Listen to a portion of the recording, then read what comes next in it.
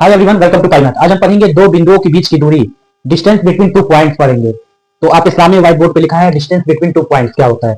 मान लीजिए हमारे पास कोई पॉइंट ए x1 और y1 है, पॉइंट बी हमारे पास x2 और y2 है। ठीक है, अब इन दोनों पॉइंट के बीच की दूरी निकालेंगे तो ab equal to under root x2 minus x1 square plus y2 minus y1 square. ये होता है डिस्टेंस फॉर्मूला दो पॉइंट्स का। तो एक एग्जांपल लेते हैं आपके सामने, दो पॉइंट्स का कैसे हम डिस्टेंस निकालते हैं। तो चलिए मान लीजिए ये हमारे सामने दो पॉइंट्स है। ठीक है, एक पॉइंट ये है और ये बी पॉइंट है। अब ए पॉइंट में पहले हम दोनों को x1 मान लेंगे और एक y1 मान लेंगे। पॉइंट बी में क्या करेंगे, एक को x2 मान लेंगे और एक को y2 मान लेंगे। अब ये जितनी वैल्यूज हैं उठा के फॉर्मूले में पुट करके फाइंड कर ले जाएंगे डिस्टेंस बिटवीन टू पॉइंट्स।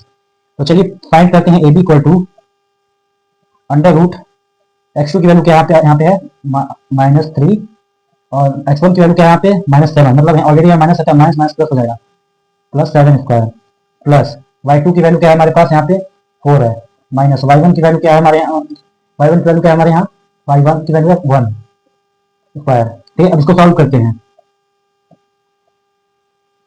-3 + 7 कितना होगा, 4 होगा। अब 4 का स्क्वायर करेंगे तुम्हारे पास, चलिए हम डायरेक्ट नहीं करेंगे, स्टेप बढ़ा देते हैं। 4 का स्क्वायर प्लस 4 में से गया 3 का square. A B equal to under root 4 का स्क्वायर 16 होता है और 3 का स्क्वायर 9 होता है और 16 और 9 कितना होगा, 25 होगा। ए बी बराबर अंडर रूट 25 हो जाएगा। अंडर रूट 25 किसका स्क्वायर है, 5 का है। तो ए बी की जो वैल्यू हमारे पास आ गई, दो पॉइंट के बीच का जो डिस्टेंस है वो आ गया हमारे पास 5।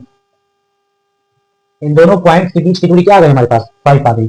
तो ऐसे निकालते हैं डिस्टेंस बिटवीन टू पॉइंट्स, दो बिंदुओं के बीच की दूरी ऐसे निकाला जाता है। इजी मेथड है और इजी फॉर्मूला है, कुछ कठिन है इसमें। 1 नंबर का हमेशा एमसीक्यू में पूछता क्वेश्चन है ये। तो प्लीज लाइक एंड सब्सक्राइब, मिलते हैं नेक्स्ट टॉप में।